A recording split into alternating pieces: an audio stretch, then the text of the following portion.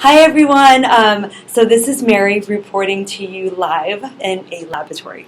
I'm going to talk to you about some evidence-based and literature research about narrative therapy. As some of my colleagues probably mentioned, there's actually not a lot of empirically based. There's a lot of qualitative analysis and case studies, but just not that much research. The first one I'm going to talk to you about is one that looked at narrative therapy compared to CBT, and they're looking at depression and seeing which one is more effective. Out of the 63 participants that were randomly chosen, we had about 34 that received narrative therapy and 29 that received CBT. And all in all, it actually turned out that there was symptom reduction in both treatments. However, participants who received CBT showed a bit more improvement on both of the scales. And the scales they used were the Beck Depression Inventory Level 2 and the Outcome Questionnaire 45.2.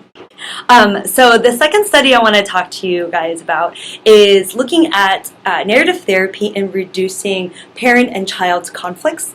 What they did was they took 6 different families and they conducted narrative family therapy, and out of the 6, 5 actually showed drastic reduction in parent and child conflicts, anywhere from 88 to 98% reduction. This article proves that not only is there not enough research because it was conducted back in 1994, but it is also one of the most cited and referenced articles in a lot of the narrative therapy literature out there. And like I mentioned before, there's mostly case studies, so it was nice to be able to find this single system research design. All right. I am here to finish up with narrative therapy and blended families. I wanted to talk to you guys about this because you guys will see this later on the case conceptualization, why this is important.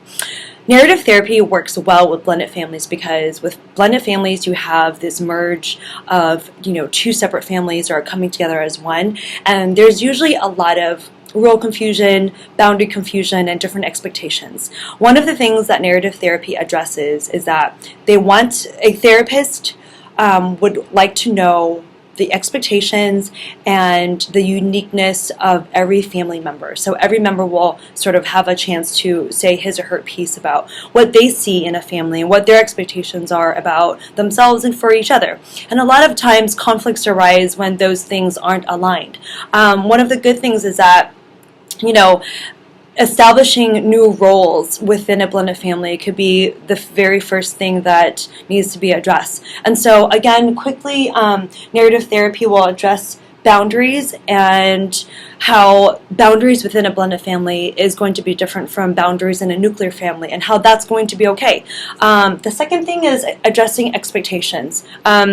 Oftentimes a new step-parent can go in expecting that they're going to become very close to their new stepson or stepdaughter, and it's not necessarily always the case. And I think with narrative therapy, it will address that there will be bumps along the road. And so because narrative therapy really focuses on the sort of individual story and the individual context within the session, those things would be laid out on the table and it would be a lot more clear. And it's also a safe place for, every family member to address their expectations.